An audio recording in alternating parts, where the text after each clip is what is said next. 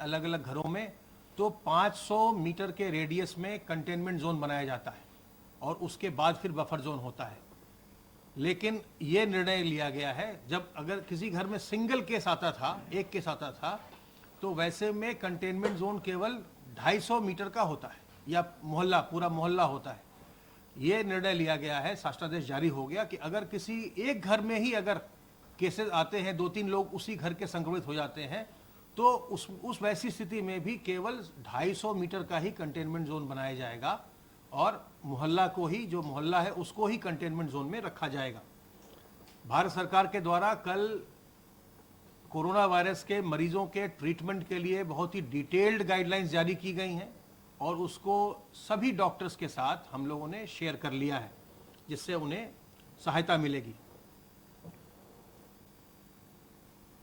इस बीमारी के जो संक्रमण है उसको रोकने के लिए हमारे पास कुछ आसान तरीके हैं जिनको अपना करके हम इस संक्रमण से बच सकते हैं।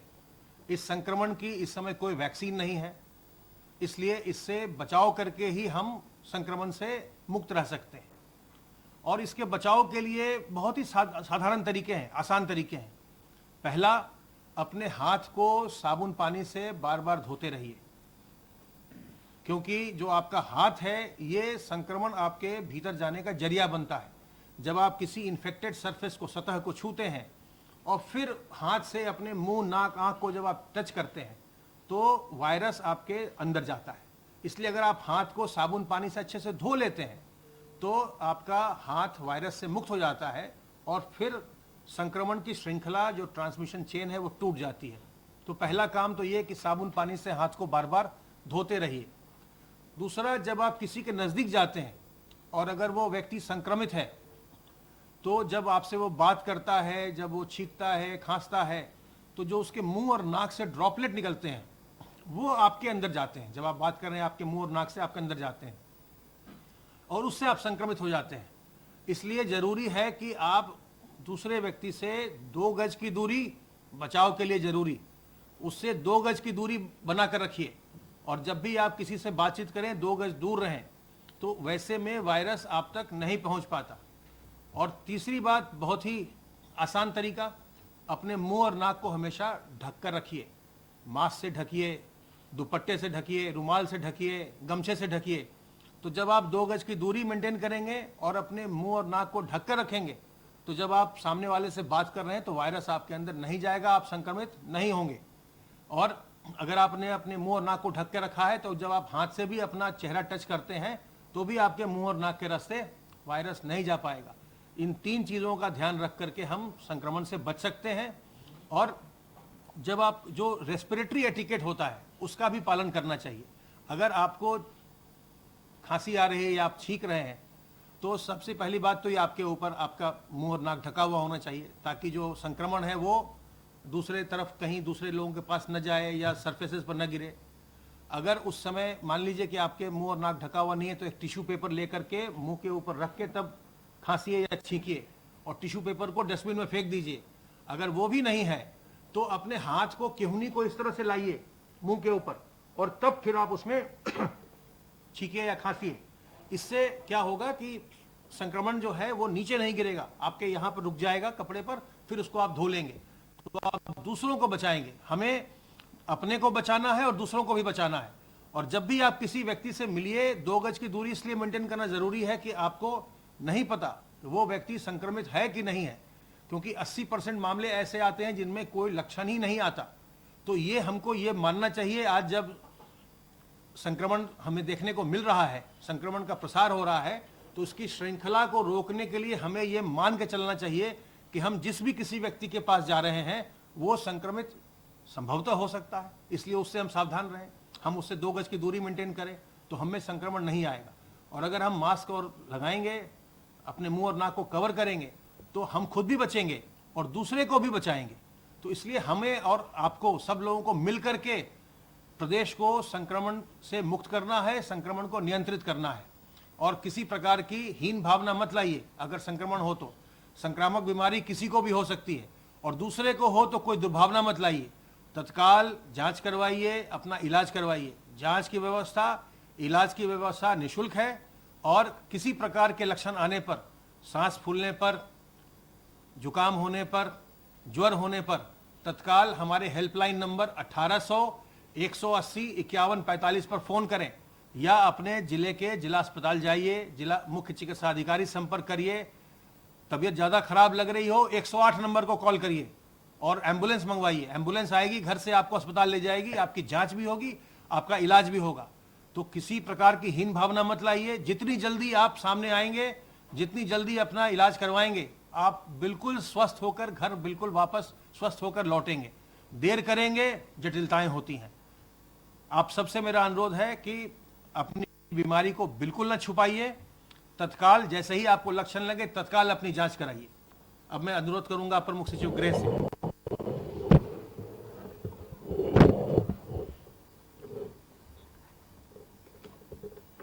माननीय मुख्यमंत्री जी ने आज अनलॉक व्यवस्था की समीक्षा की और उन्होंने एक एक जिले में जो कार्रवाई की गई है उसका जो है समीक्षा की। कितने जिलों में फेस मास्क का उल्लंघन करने पर कार्रवाई की गई है, कितने जिलों में टू व्हीलर पर जो है अगर वहाँ पर टू व्हीलर में ज़्यादा लोग बैठे हैं तो उस पर कार्रवाई की गई है, कितने मामलों में रात्रि कर्फ्यू का उल्लंघन हुआ है, जिलों में क्या कार्रवाई की गई है, और साथ साथ कहीं भी और भी किसी मामलों में अगर धारा 188 के मुकदमे दर्ज किए गए तो उसका रिव्यू किया गया है। माननीय मुख्यमंत्री जी ने निर्देशित किया कि हर जनपद में, हालांकि अनलॉक 1 है, लेकिन जहां भी भीड़ भाड़ में, जहां सोशल डिस्टेंसिंग का फॉलो नहीं हो रहा है, जहां भी मार्केट्स में भीड़ भाड़ ज़्यादा हो रही है, वहां पुलिस पेट्रोलिंग की जाए और हर हालत में जो नॉर्म्स हैं उसका पालन किया जाए। मुख्यमंत्री जी ने कामगारों और श्रमिकों को सामाजिक और आर्थिक सुरक्षा प्रदान करने के लिए ये कहा कि प्रदेश सरकार इसके लिए संकल्पित है और स्किल मैपिंग का कार्य बहुत तेजी से कर रही है। ऐसे श्रमिकों और कामगारों को सुरक्षा, खाद्य सुरक्षा प्रदान करने के लिए राशन कार्ड भी बनाने की प्रक्रिया तेज कर दी गई है। बहुत जल्दी ही हर व्यक्ति का जहां भी राशन कार्ड नहीं बना है, जो लोग लौटे हैं, उनको राशन कार्ड देने की व्यवस्था है। और ये भी निर्देशित किया है कि जिनके राशन कार्ड अन्य प्रदेश से बने अगर हैं तो राशन कार्ड पोर्टेबिलिटी के अंतर्गत उस पर भी उनको कार्रवाई की जाए। क्वारंटाइन सेंटर और कम्युनिटी किचन को सक्रिय करने के लिए, साफ सफाई सुनिश्चित करने के लिए आज उन्होंने निर्देशित किया। आज 4:30 बजे शाम को वो लगभग 11 जनपदों के लिए वरिष्ठ अधिकारी जो है आईएएस के सचिव और प्रमुख सचिव स्तर के और साथ साथ वरिष्ठ चिकित्सा विभाग के जो अधिकारी एडी और जॉइंट डायरेक्टर स्तर के, आज उनको संयुक्त रूप से एक नई टीम बना रहे हैं जो प्रत्येक जनपदों में जो अस्पताल हैं, जो चिकित्सकीय व्यवस्था है, जो पूरा उपचार की व्यवस्था है, जो बाकी और व्यवस्था है, उनकी समीक्षा माननीय मुख्यमंत्री जी कराने के लिए आज नोडल ऑफिसर्स की बैठक 4:30 बजे करने जा रहे हैं। महिलाओं को रोजगार देने के लिए, आजीविका मिशन से उनको जोड़ने के लिए, ऐसी गतिविधियों को जोड़ने के लिए जो महिलाओं से के सेल्फ हेल्प ग्रुप के माध्यम से कराई जा सकती हैं। अचार बनाना है, मुरब्बा बनाना है, पापड़ बनाना है, सिलाई का काम करना है। सिलाई का काम करके एसएचजीज ने पिछले वर्ष काफ़ी संख्या में बेसिक शिक्षा विभाग में जो स्कूल यूनिफॉर्म से वो प्रोवाइड फॉर किया था, ऐसे ही महिलाओं को प्रशिक्षण देकर उनको रोजगार और स्वतः रोजगार देने के लिए निर्देश आज उन्होंने दिए हैं। कोविड और नॉन कोविड अस्पतालों में डॉक्टर्स और नर्स में जो है राउंड लें, उनकी मॉनिटरिंग हो, पैरामेडिकल स्टाफ की मॉनिटरिंग हो, सैनिटाइजेशन सुनिश्चित किया जाए, मरीजों को पानी, प्रॉपर पीने के पानी की व्यवस्था, उनके भोजन की व्यवस्था ये किया जाए और साथ साथ जो है ये सुनिश्चित किया जाए कि कहीं भी अस्पताल में सफाई में कोई कमी न रहे। ये निर्देश आज उन्होंने दिए हैं। महिलाओं के प्रति कहीं अपराध, SC ST में विशेष रूप से उन्होंने निर्देश दिया है कि जहां भी कहीं भी किसी भी SC ST के मामले में यदि कहीं अपराध होता है तो बिना किसी देर के पुलिस जो है प्रशासनिक अधिकारियों को तुरंत कार्रवाई करनी चाहिए और तुरंत कार्रवाई करके जो भी दोषी है उसको जो है उसके विरुद्ध सख्त से सख्त कार्रवाई करनी चाहिए। अभी हाल ही में जौनपुर में एक घटना में, हाल ही में आजमगढ़ की एक घटना में, और हाल ही में देवरिया में भी जो है उन्होंने ये निर्देश दिए हैं। गौ हत्या के संदर्भ में आपको मालूम है कि अभियान चल रहा है। नया जो है अधिनियम और नए एक्ट जो है ऑर्डिनेंस लाकर जारी किया जा रहा है, इस पर भी काम किया जा रहा है। और साथ साथ मुख्यमंत्री जी ने यह भी निर्देश दिया है कि जितने भी शिक्षक हैं जहां भी हैं, चाहे वो माध्यमिक शिक्षा में हो, उच्च शिक्षा में हो, बेसिक शिक्षा में हो, समाज कल्याण के अंतर्गत हो, कस्तूरबा गांधी विश्वविद्यालयों में तो काफ़ी संख्या में कार्रवाई अब तक कर दी गई है। तो इन सब के डॉक्यूमेंट्स की एक जांच करने के लिए एक डेडिकेटेड टीम जो है बनाई जाए, और कहीं भी किसी भी रूप में जीरो टॉलरेंस की नीति अपनाते हुए कोई भी कहीं भी फर्जी अगर पाया जाता है तो कार्रवाई की जाए। हालांकि बड़ी संख्या में सभी विभागों में टीचर्स हैं, समय लगता है, लेकिन एक अभियान चलाकर डेडिकेटेड टीम्स लगाकर कार्रवाई करने का मुख्यमंत्री जी ने निर्देश दिया है। मैं आपको ये बताना चाहूँगा कि जो गृह विभाग के माध्यम से 188 की FIR हैं, कुल मिला के 65,337 FIR दर्ज की गई हैं, और अब तक 1,78,163 लोगों पर कार्रवाई की गई है। अब तक 64,62,922 वाहनों की चेकिंग भी की गई है, और 55,269 वाहन जो है सीज किए गए हैं। चेकिंग अभियान में अब लगभग 29 करोड़ रुपए की राशि, यानी 28 करोड़ 87,45,000 से अधिक की राशि जमा करा ली गई है। वाहनों के परमिट, आवश्यक वस्तुओं के अब लगभग 2,97,125 वाहनों के परमिट जारी कर दिए गए हैं। कालाबाजारी और जमाखोरी में अब 921 लोगों के खिलाफ 701 FIR दर्ज की गई हैं, और 327 लोगों को गिरफ्तार किया गया है। फेक न्यूज़ पर विशेष अभियान चालू है।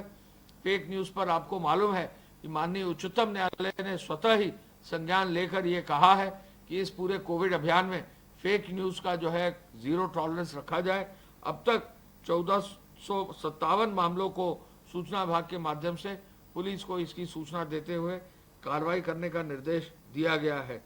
हॉटस्पॉट्स की संख्या अब 2265 हो गई है। 794 थाने हैं। 9,85,287 मकानों में रहने वाले 58,37,570 लोगों को चिन्हित किया गया है।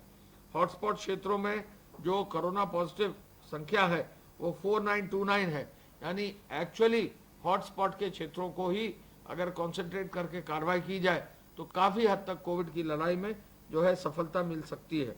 जो इंस्टीट्यूशनल क्वारंटाइन में लोग हैं उनकी संख्या अब 10,169 है। जो व्यक्ति जहां भी तबलीगी जमात के थे उनके संदर्भ में बता दें कि सहारनपुर में तबलीगी जमात के जो लोग जिनको चार्जशीट दाखिल की गई थी, माननीय न्यायालय ने उनको सजा भी सुना दी 1 माह की, और उसके बाद राज्य सरकार ने जो है उनको अनुमति दी कि वो जो है अपने एम्बेसीज के माध्यम से सजा के बाद, सजा काटने के बाद, माननीय न्यायालय की पूरी प्रक्रिया के बाद उन पर अग्रिम कार्रवाई की जाए।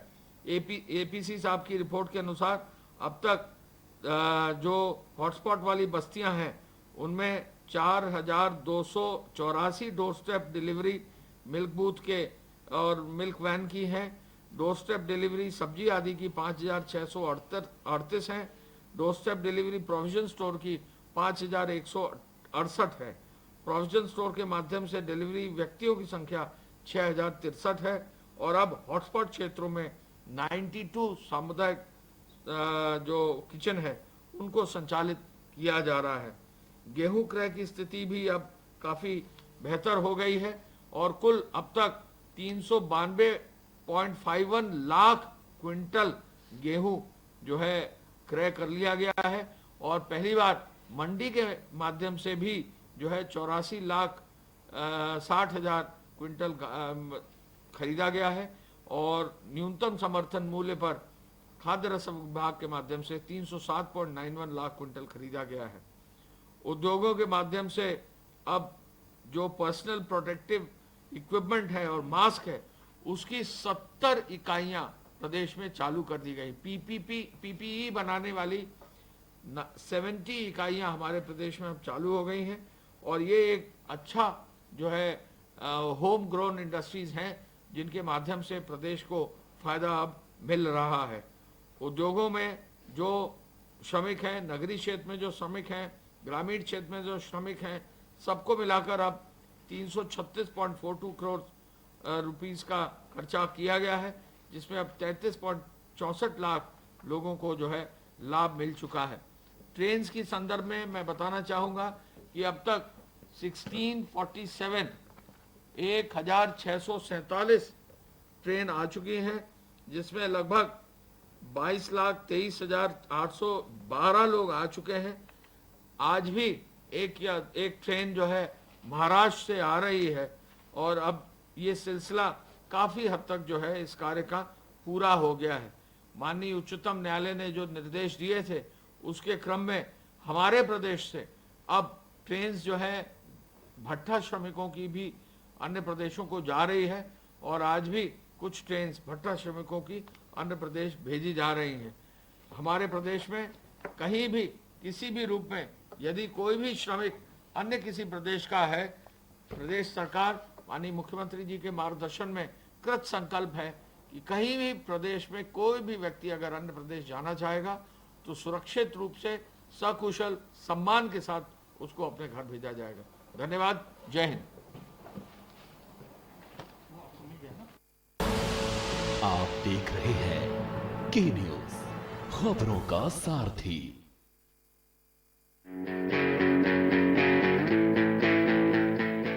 ऑनलाइन